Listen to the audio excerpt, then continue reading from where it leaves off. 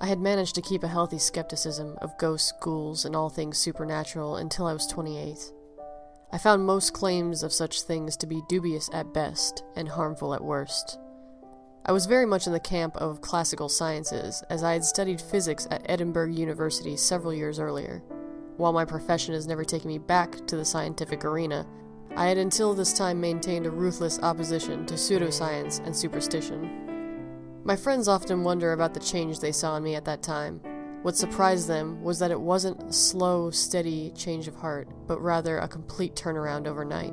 A transformation, if you will.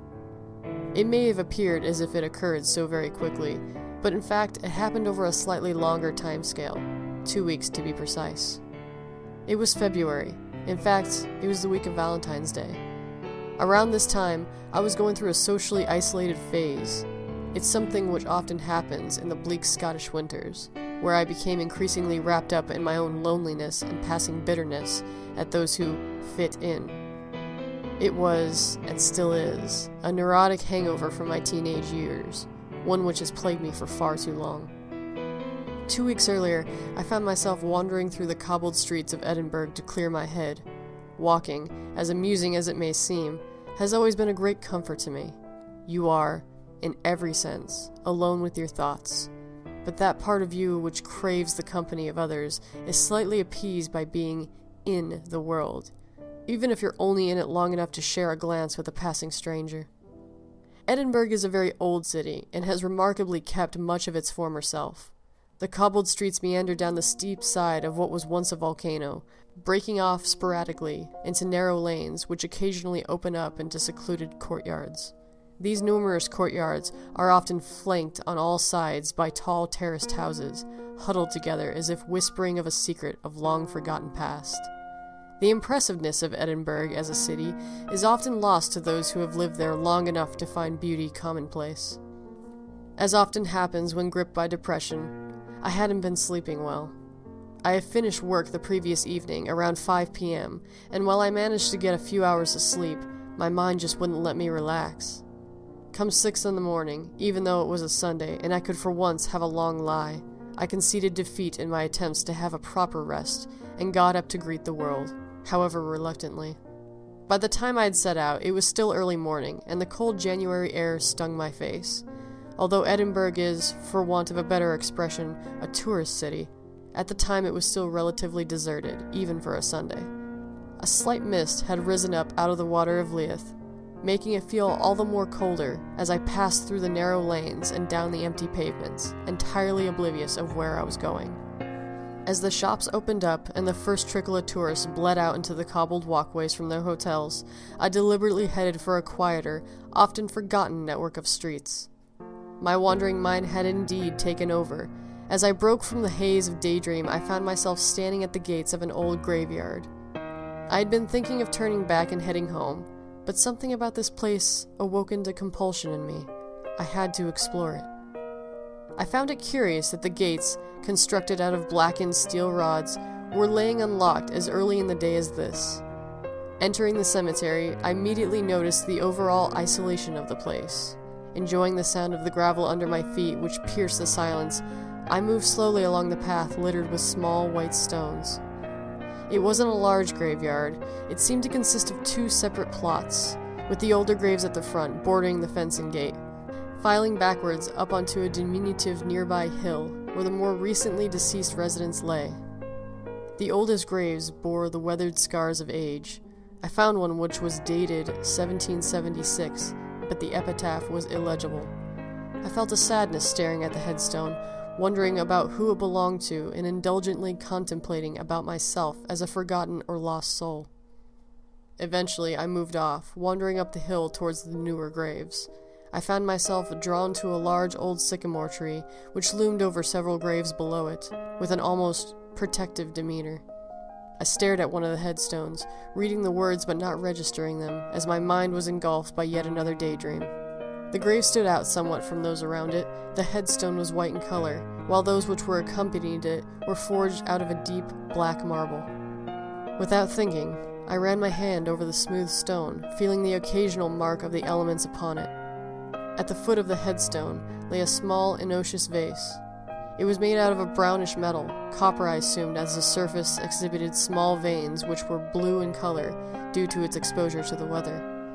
As I stood there, something rose up out of my mind, something which bothered me greatly. At first, I didn't know what it was, experiencing it merely as a low, growing sense of discomfort. As the feeling of unease reached a crescendo, I suddenly realized what was wrong. The name on the gravestone was Lisa Main. I knew that name well. Everyone in the local area did. I had known her when I was growing up, as we went to the same school together. She was someone that I watched from afar, full of life and exuberance, while I was shy, reclusive, and reserved. I possessed that intense infatuation and desire for her which only a first love can produce. The words on her headstone came into sharp focus. Age 15.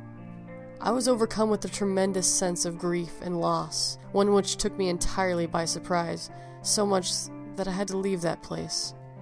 I couldn't bear it. As someone who prides himself on being level-headed and immune to flights of fancy, I couldn't shake the profound unease which often comes with outrageous coincidence. I exited the graveyard as quickly as possible and headed home, ignoring the now cluttered Edinburgh streets. I did not look back. Over the following few days or so, I was preoccupied. I was overworked and was having trouble sleeping, but that wasn't unusual for me. What was unusual were the immovable thoughts and memories of Lisa Main, thoughts which now stayed with me wherever I would go. I had been terribly affected by her death, as we were only 15 years old at the time, but that was over a decade ago, and I had not thought of her for many years. It was as if seeing that gravestone had awoken a sense of loss, a sense of pain which I had managed to bury so far deep within me that I had persuaded myself to forget it. A cacophony of memories now haunted me, beautiful and terrifying. At any one moment, I would be exhilarated by the thought of her smile, her hair, her kindness, and at the very next, engulfed by despair at the image of her lying under 6 feet of earth, cold and alone. Once full of life, now a decaying husk, which long ago had housed a beautiful soul. If I had told anyone how I felt, they would have called me overly emotional or sentimental, for the fact remained, I barely knew Lisa. Watching her for years across the classroom, I imagined myself talking to her, sharing those intoxicating moments which meant so much to a teenager. The first connection with someone you adore, the first feeling of being loved, the first kiss. I had, in fact, hardly ever spoken to her until a few weeks before she died. In one of those embarrassing maneuvers which teachers often pull, the pupils were all forcibly partnered with someone to take to our first social dance. Social dancing was a torrid affair. For someone like Lisa, it was fun and to be enjoyed, while for me, it was something to be detested. I was embarrassed, posing none of the talents to be a dancer, and even more so afraid to spend time with a girl, held back by my own teenage awkwardness. It was the end of January, and Lisa quickly set me at ease in social dancing class where we practiced. I cannot convey the simultaneous sense of joy and fear in which I felt when she asked me to walk her home that day. Some people find social interactions to be exhausting, much like myself, always worried about saying the wrong thing. But some individuals can set others at ease with the smallest of effort. Lisa was one of those people. As we walked across an elegantly Victorian bridge towards her house, the winter sun bathed our surroundings in a cool, comforting glow. I couldn't have been more content to be in the presence of this happy, kind-hearted girl. She was so beautiful, with an incredible smile and golden locks of hair which seemed more at home in a fairy tale than our surroundings. For weeks we walked the same route home every day, talking, laughing, something I rarely did, and growing even closer. When you're that age, everything's so potent. Most can fall in and out of love in a heartbeat. I didn't have many friends, and I lived alone with my mother, who's not a particularly affectionate woman, so in a short time, I fell in love with Lisa Main. On the 13th of February, we stopped outside her house. We stood talking for a moment, and then for the first time, Lisa became distant. She stared straight at me in a way that she had never done before. I felt uneasy, yet exhilarated. There was a moment, a tiny moment, where we said nothing to one another. Then she hugged me. Her fingers slid through my hair. I never forget how sweet she smelled, how alive she felt, how grateful I was to someone for showing me the kindness that I had never previously known. Lisa slowly let go of me, and then skipped to her front door. Just before she disappeared, she turned and she smiled at me one more time. Then she was gone. Immediately, I knew what I was going to do. For the first time in my life, I was full of purpose and focus, a desire to do just one thing. I ran as fast as I could to the local shops. I was lucky, as most of them were shutting down for the day. A kind old man who ran a rarely used card shop allowed me into his shop, even though he was just closing. I was going to buy my first Valentine's card. It had to be perfect. It had to be just right. After looking at almost every card I could afford, I found one. It was fate.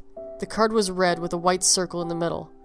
In that circle was a boy and girl walking hand in hand into the distance together. I didn't care what it said inside, because I've always had a way with the written word. I knew that I could put something down which came from the heart. I bought it. After leaving the card shop, I went straight to my local newsagents. I had kept aside my last £2. My mother gave me an allowance to buy my lunch at school every day, and I knew that she would give me more should I spend it. Despite it meaning I would have to go without lunch for a few days, I bought a box of chocolates to accompany the card. I rushed home, walking straight past my mother who barely greeted me, grabbed a pair of scissors from the kitchen and went upstairs. I knew that I would get into an unbelievable amount of trouble for it, but I didn't care. I cut a slither of material from the red curtain hanging in my mother's room and tied the makeshift ribbon around the box of chocolates. In my mind, it now looked like a Valentine's gift. I wrote in the card explaining how I felt about Lisa and how much those walks home had meant to me, signed it, sealed the envelope, and slid it under the ribbon so it sat nicely with the chocolates. I waited for the next day. It came all too slowly. The 14th of February, I will never forget the excitement of getting ready for school. I took one last look at the chocolates and card before sliding it into my bag. I think I made it a little too obvious that I was carrying around something important and delicate as I cradled the whole bag in my arms most of the day. I was so enthused, so focused, that I was going to march straight up to Lisa and give her the gift, without a care for what the others, some of whom could be very cruel, would think. But she wasn't there. She wasn't in the playgrounds, she wasn't in her classes. For the subjects we shared, I just sat and stared at her empty desk and chair. School finished, and I found myself walking the same route Lisa and I would normally. I stood outside her house, holding the chocolates. I couldn't describe the feeling I experienced there. Call it the efforts of a lack of food, or the exhaustion of having been so primed for the day, but anxiety took me, and as a result, I couldn't bring myself to knock on the door. I went home, dejected. I couldn't so much as eat a bite of the undercooked ham my mother threw down in front of me, so I simply went upstairs and crawled into bed, barely sleeping all night. For the next 2 days, I walked the same route and found myself holding on to those chocolates, not daring to cross the threshold of the little white fence in front of Lisa's house. On the 3rd day, I asked our teachers about Lisa's absence, something that had just occurred to me to do. I associated any authority with being cold, distant, and unfair, and as a result, normally avoided contact with my teachers at any cost. Mr. Randall, our history teacher, told me that Lisa had come down with a very bad fever and was very ill. She could be off for weeks. With the news, I was resolute. I was going to knock on her door, and knock on her door was just what I did. I knocked, and knocked, and knocked. But no one answered. The next day, I did the same. And again, no one answered. It had been 5 days since I had last seen Lisa. It was a Saturday, and, once again, I went over to Lisa's house, chocolates and card in hand. As I approached her house, the sky clouded over, casting a dull hue over Lisa's seemingly deserted street. It was clear to see that Lisa's father was not a gardener. The garden path split an overgrown and patchy lawn into two, with clambering weeds stretching up towards the sun through numerous cracks in the concrete slabs. I stopped and looked around, and focused my gaze on what seemed to be a smallish gnome figurine smothered in the undergrowth. It had sadly been broken. Many suggest that when something is wrong, a person knows. They may not be aware of precisely what has happened, but that they can almost feel a palpable sense of dread in the air. I looked around and continued towards the front door. Something was different. I was sure that that house had seemed as deserted as it had the previous days I'd visited, and while the house was for all the intents of purpose exactly the same as before, there was one change. The front door was open. I was convinced that it had been shut when I had arrived. But I dismissed this as simply the byproduct of my fascination with the condition of Lisa's garden. You see, I couldn't explain it, but there was something suffocating about that house on that quiet street. I reached the door and grasped the door knocker, chapping 3 times. No answer. I repeated my knocks more forcefully this time, but still no one came. The door was only slightly ajar, and as such, I couldn't really see much of the interior. All I could tell was that the house was dark, and that the air escaping through the doorway was musty, as if nothing had stirred inside for days. I started to feel nervous. I didn't really know why. Clearing my throat and stammering slightly, I asked, "Hello?" several times without answer. The street was empty, and the whole place felt devoid of life. Then a thought began to ruminate and gather momentum within me. What if Lisa and her father were hurt? I started to play out all the possibilities in my mind, the 2 of them laying somewhere in the house injured without food or water for days. Then I remembered that my history teacher had said that Lisa was ill. He must have spoken to someone who knew this, probably Lisa's father. I hoped that she wasn't so sick that her father had taken her to the hospital.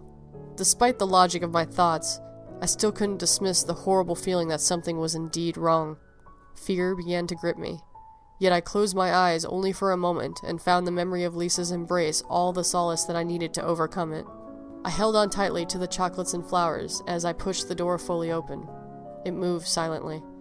But I was sure the noise of it hitting the doorstop on the floor would alert anyone of my presence as the bang echoed through the house. But still no one came. The house was bathed in darkness. I took one last look around me and crossed the threshold. While Lisa did not come from an affluent family, the house had an upstairs and must have had at least 4 bedrooms with an attic. Perhaps the fact that Lisa was an only child made the house seem all the larger and emptier. But as I slowly made my way down the hallway, I felt as if each footstep echoed throughout the distant passages and rooms.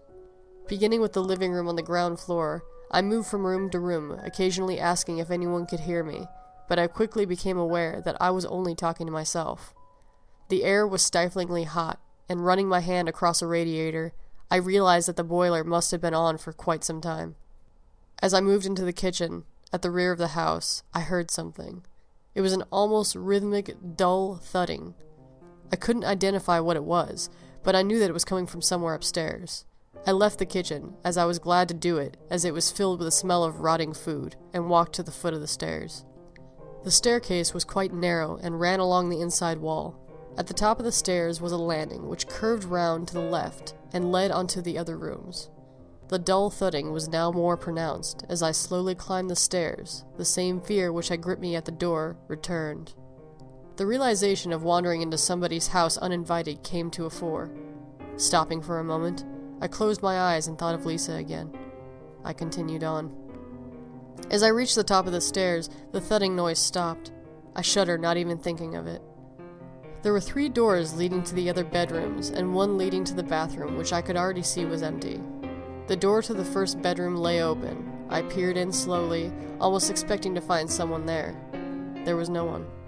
It was Lisa's father's room, neat, organized, with almost no objects of any note. The only curiosity was that the curtains were not drawn.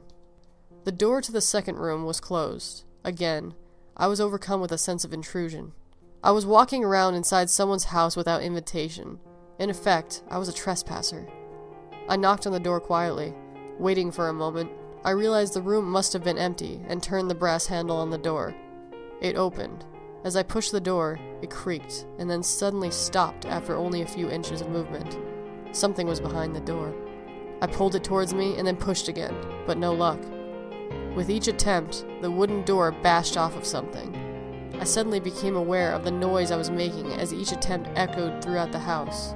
It was not dissimilar to the thudding I had heard before. I tried one more time, pushing against the obstacle as hard as I could. No luck. I was about to give up and move on to the next door when I saw what was blocking my entrance. I will never forget the cold, glassy stare of the face, which seemed to be peeking out from behind the bottom of the door, the skin a pallid gray, a few retreating locks of hair covering the otherwise balding head, globules of sweat congealed under.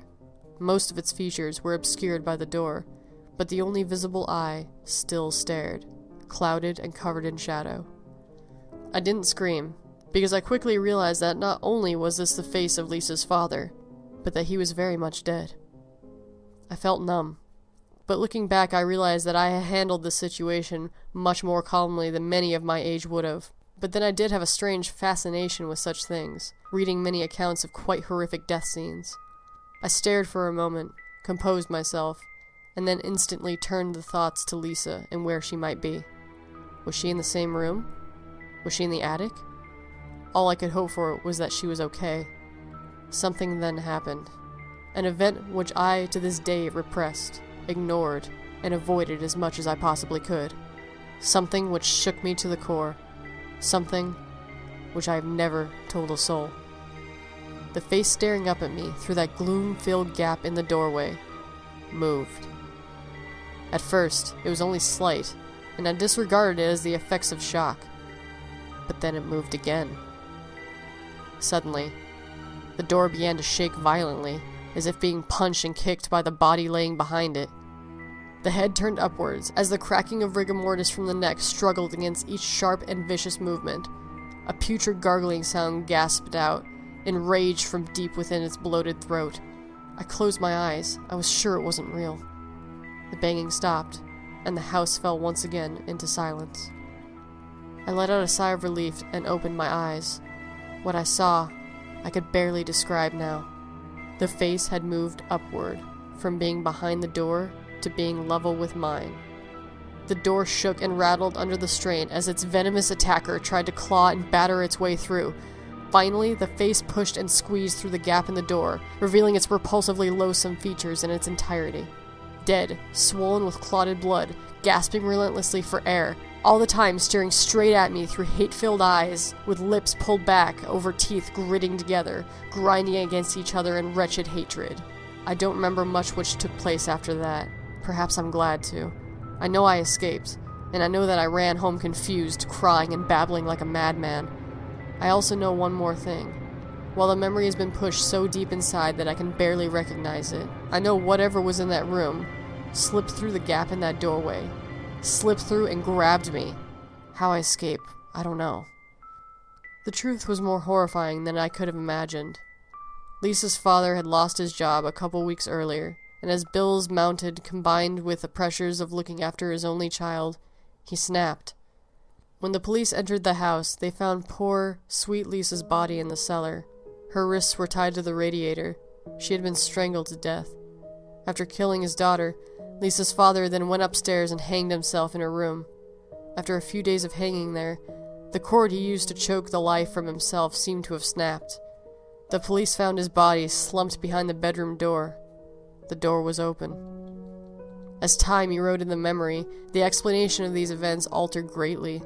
Through my years of study at school and then the university, I read of psychological pressures and how drama could bring about vivid hallucinations. I had convinced myself that I had found Lisa's father dead, and that the shock had produced the rest of the experience. No matter how real it felt, the idea that the corpse, twisted by rage and hate, perhaps even by the love I had felt for his daughter, could somehow come back to life and attack the living, just didn't fit in with my scientific and atheistic understanding of the world. I dismissed the entire experience. But one thing had still managed to haunt me until I managed to hide it from myself. The police reported that Lisa had been tied up for a couple of days before she was killed. The date of her death was recorded as the 15th of February. She had been in that cellar, tied up, frightened, yet alive, when I came by to give her Valentine's gift.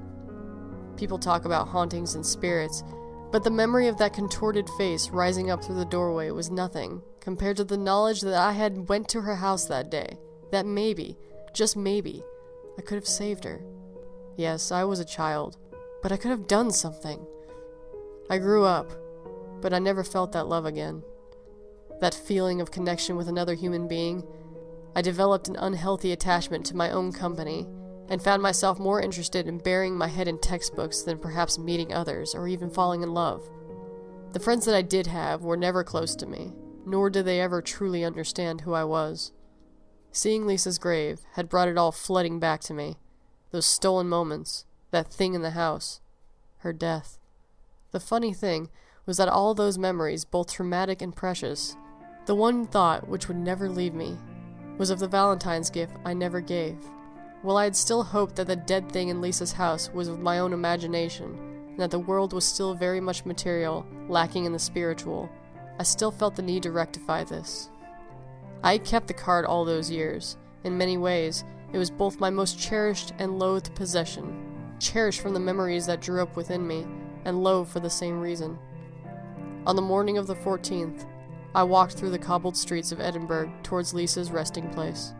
On the way, I stopped at a little newsagent's and picked up a box of chocolates. On my first visit, I had wandered there by accident, vaguely negotiating each street in a daze, but this time, I was focused and resolute. Sentiment is a curious thing, and it had encouraged me to keep not only the card, but also the ribbon I had made for the chocolates. When I entered the graveyard, I gazed up towards the lonely hill where she lay. I felt hesitant, not because I didn't want to leave the gifts by her graveside, but more so because I didn't know the extent to which the feelings of remorse, sadness, and bitter nostalgia would overcome me again.